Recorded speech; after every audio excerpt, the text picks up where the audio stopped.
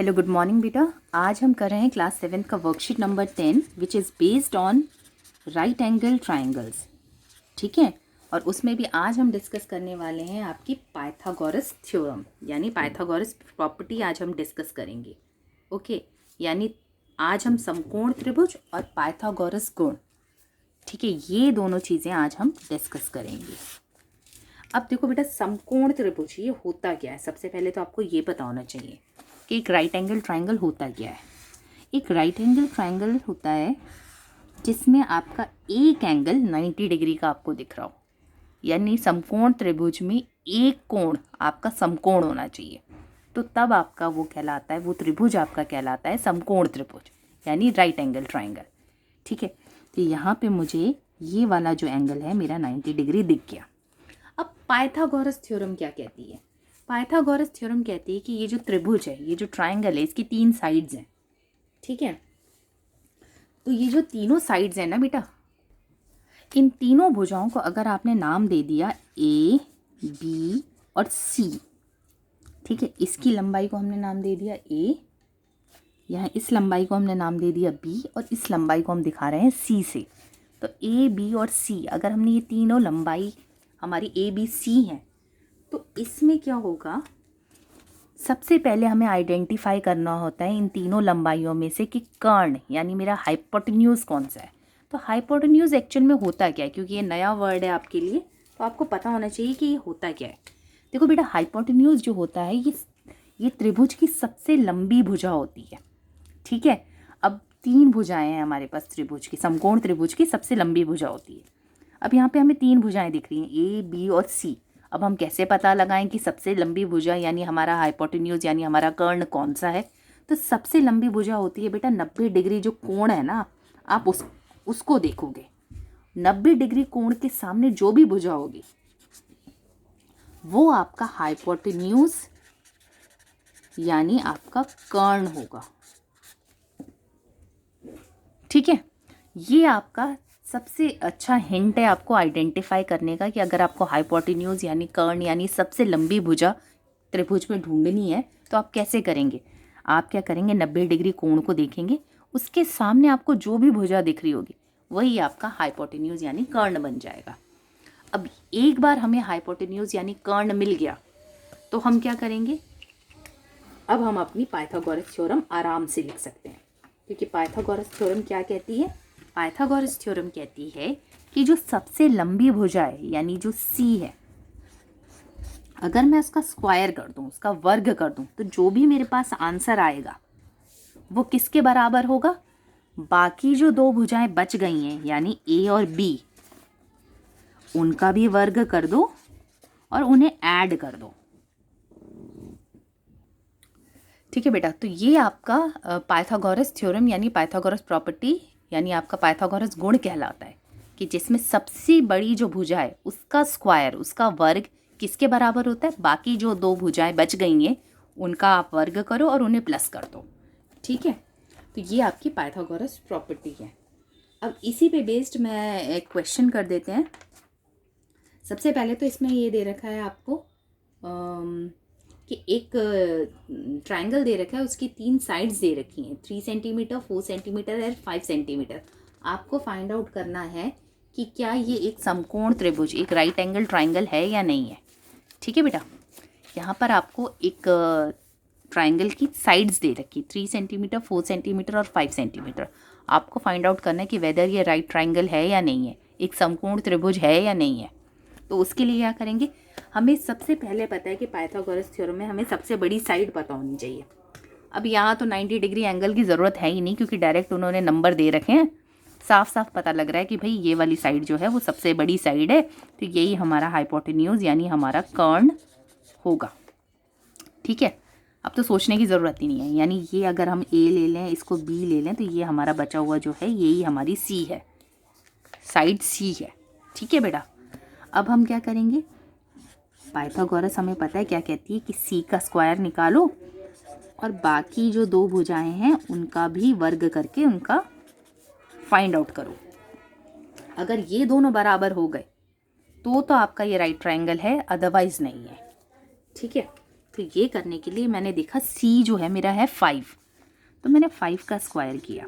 5 का स्क्वायर का मतलब है 5 × 5, तो ये आ गया बेटा मेरा 25।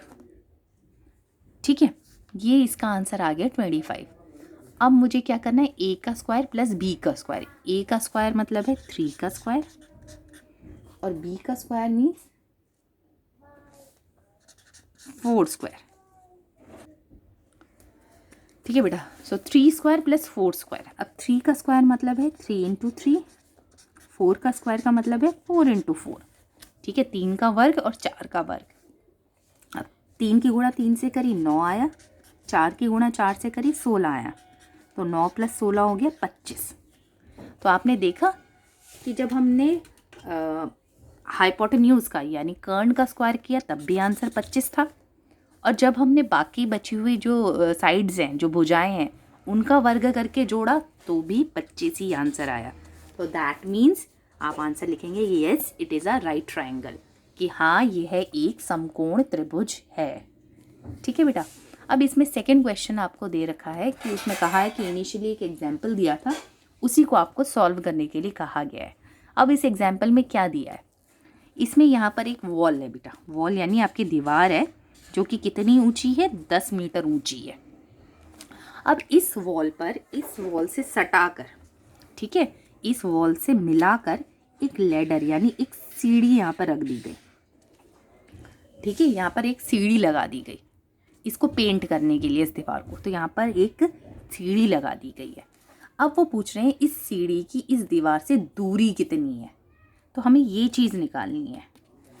ठीक है, अब सबसे पहली बात आती है इसमें बेटा, अच्छा बेटा, अब इस क्वेश्चन में थोड़ा सा there is a mistake in this question, क्योंकि इस क्वेश्चन में आपको दे रखा है कि ये जो वॉल है ये 10 मीटर ऊंची है। ठीक है, और ये जो लेडर है, ये जो सीढ़ी है, ये 8 मीटर लंबी है। अब पता है हमें कि ये जो होता है, ये जो त्रिभुज है, ये समकोण त्रिभुज यहाँ पे बनेगा, है ना, राइट एंगल हमारे यहाँ बनेगा ना, जहाँ दो स्ट्रेट लाइंस हमारी मिल रही हैं, तो यहाँ पे आपका 90 डिग्री का कोण है। 90 डिग्री के कोण के सामने हमेशा आपका पाइथागोरस होता है, वो हाइपोटेन्यूज होता है, यानी आपका कर्ण होता है, ये आपको पता है। ठीक है, और हाइपोटेन्यूज जो होता है, कर्ण जो होता है, वो सबसे लंबी साइड होती है, सबसे लॉन्गेस्ट साइड होती है। तो आप यहाँ पे देख सकते हो कि ये जो है, ये है 8 मीटर और ये है आपका 10 मीटर, तो ये तो पॉसिबल ही नहीं है ना, ये साइड छोटी तो हो ही नहीं सकती बाकी दो साइड से।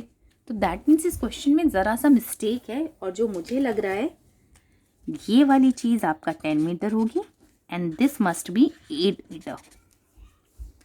ठीक है, तो आप ये जो चेंज इसमें कर लेंगे, इसके बाद हम इसमें पाइथागोरस थ्योरम लगाते हैं। अब पाइथागोरस थ्योरम हमने क्या करना है, इसमें लगाना है, तो इसमें अब हमें पता लग गया सी जो है, ये जो 90 डिग्री के बिल्कुल सामने जो हाइपोटेन्यूज है, इसको हमने दिखाया है सी से, और बाकी जो दोनों साइड्स हैं उनको ए और बी से दिखा दिया बेटा। ठीक है, तो अब हम क्या करेंगे, अपना पाइथागोरस थ्योरम का प्रॉपर्टी का फॉर्मूला लिख देंगे, जो कि क्या होता है, सी का स्क्वायर इज इक्वल्स टू ए का स्क्वायर प्लस बी का स्क्वायर। अब सी की जगह बेटा हम रखेंगे 10, ए की जगह कोई भी एक साइड रख सकती हूँ मैं, और बी जो है दूसरी जो साइड है वो तो हमें फाइंड आउट करनी है कि सीढ़ी कितनी दूर रखी गई है दीवार से। अब बेटा 10 का वर्ग यानी 10 की इंटू 10 से, ऐसे ही यहाँ 8 की इंटू 8 से, प्लस बी का स्क्वायर। ठीक है बेटा, तो 10 की इंटू 10 से करिए आ गया 100, 8 की इंटू 8 से करिए आ गया 64, प्लस बी का स्क्वायर। अब ये जो प्लस का 64 है वहाँ जाके क्या हो गया, -64, तो ये कितना आ गया 36। अब ये जो 36 है ना बेटा, ये बी का स्क्वायर आ रहा है, हमें बी की वैल्यू चाहिए, ना कि बी स्क्वायर की। हमें बी का वर्ग थोड़ा ना चाहिए, हमें बी की वैल्यू चाहिए। तो बी स्क्वायर जो है, यानी ये भी हम फाइंड आउट करते हैं ये किसका स्क्वायर है, ये किसका वर्ग है, ये 6 का वर्ग है, क्योंकि 6 की गुणा 6 से करेंगे तब जाके 36 आएगा। तो 36 को हम लिख सकते हैं 6 का वर्ग, तो यानी बी आ गया आपका 6 मीटर। ठीक है बेटा, तो इस तरीके से आप इस प्रश्न को करेंगे। नेक्स्ट है इसमें थर्ड क्वेश्चन। थर्ड क्वेश्चन में आपको दे रखा है कि यहाँ पे रीना को एक राइट एंगल ट्राइंगल बनाना है और आपको उसकी मदद करनी है कि वह कौन सा माप लेके त्रिभुज बनाए। ठीक है, तो रीना को बेटा एक राइट एंगल ट्राइंगल बनाना है, एक समकोण त्रिभुज बनाना है। उसके पास दो माप हैं, एक है 6, 8 और 9 और दूसरा है 6, 8 और 10। अब वो सोच रही है कि समकोण त्रिभुज मेरा इनमें से किससे बन सकता है। तो समकोण त्रिभुज कब बनता है? जब हमारी पाइथागोरस थ्योरम हमारी फुलफिल हो रही हो, ठीक है, एप्लीकेबल हो। तो अब हम देखेंगे कि इन दोनों में से कौन सी ऐसी कंडीशन है जिसमें हमारी पाइथागोरस थ्योरम हम कंफर्टेबली लगा पा रहे हैं। ठीक है, पहली कंडीशन देखते हैं बेटा। इसमें पहली कंडीशन में हमारी सबसे बड़ी साइड है 9, ये हो गई हमारी सी और बाकी बची हुई हो गई ए और बी। यहाँ पे हमारी सबसे बड़ी साइड है 10 जो कि हो गई सी और बाकी बची हुई साइड्स हो गई ए और बी। ठीक है, अब हमारे पास ए बी सी आ चुके हैं। अब पहले हम क्या करेंगे, सबसे बड़ी साइड का स्क्वायर यानी सी का स्क्वायर यानी 9 का स्क्वायर, ये हो गया 9 × 9, ये हो गया बेटा आपका 81। अब बाकी बची हुई दोनों साइड्स का स्क्वायर यानी अब बाकी बची हुई दोनों साइड्स का वर्ग कर देंगे, 6 का वर्ग और 8 का, तो ये हो गया 36 और 8 का वर्ग करने पर 60 और ये आ गया 100। तो एक में आंसर आ रहा है बेटा 81, सी का स्क्वायर करने पे 81 और जब हम बाकी बची हुई साइड्स का स्क्वायर और ऐड करें तो आ रहा है 100। तो ये तो मैच ही नहीं कर रही वैल्यूज़, ये तो इक्वल ही नहीं है। 81 इज़ नॉट इक्वल टू 100, तो यानी इससे समकोण त्रिभुज उसका नहीं बनेगा। तो इसका आंसर है नो, उसे ये वाली मेजरमेंट नहीं लेनी चाहिए। अगर वो राइट ट्रायंगल बनाना चाहती है, वो एक समकोण त्रिभुज बनाना चाहती है, तो उसे ये मेजरमेंट नहीं लेनी है, नो। ठीक है, अब बात करते हैं इसकी कि क्या ये वाली मेजरमेंट से उसका काम बन जाएगा। तो चलो ये देखते हैं। इसमें भी हमने वही किया, सबसे बड़ी साइड है 10, तो पहले हमने 10 का स्क्वायर निकाला यानी 10 × 10, ये आ गया 100। अब बाकी बची हुई दोनों साइड्स का स्क्वायर, ठीक है, और उसका सम निकाल देना है, तो यानी 6 का स्क्वायर और 8 का स्क्वायर। 6 का स्क्वायर हुआ 6 × 6 यानी 36, 8 का स्क्वायर हुआ 8 × 8 यानी 64, ये आ गया 100। तो आप देख सकते हो बेटा यहाँ पर आपके आंसर मैच कर रहे हैं।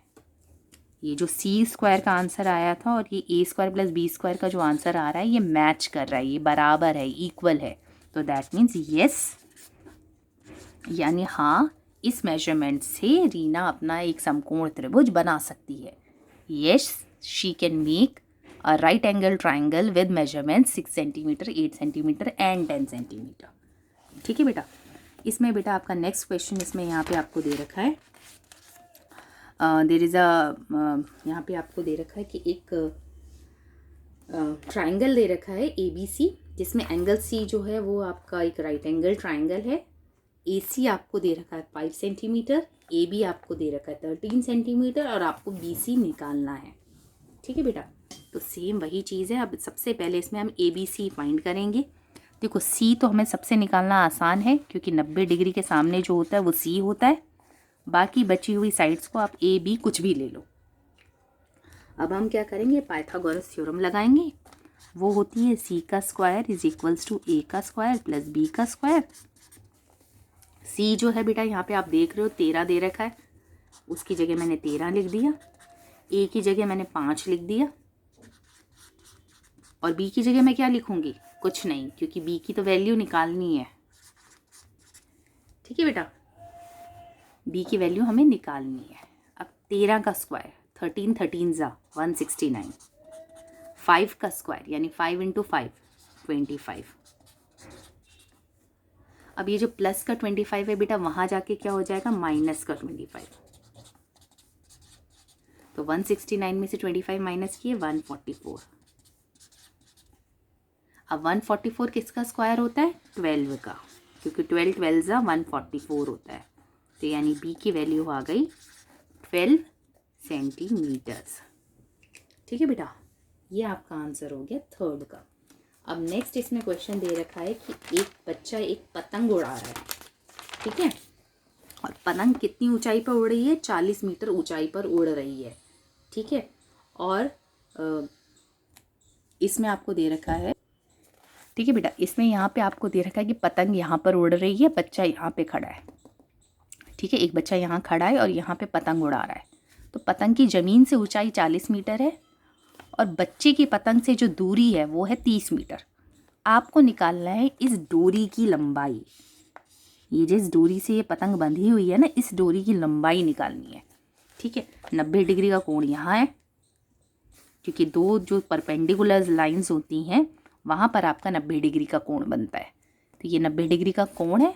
अब आप सबसे पहले इसमें मार्क करेंगे ए, बी और सी। तो 90 डिग्री के सामने है सी, बाकी बची हुई जो दोनों साइड्स हैं, भुजाएं हैं, वो हो गई ए और बी। अब यानी इससे हमें पता लगा कि हमें निकालना ही सी है, ठीक है, यानी सबसे लंबी जो साइड है वही निकालनी है।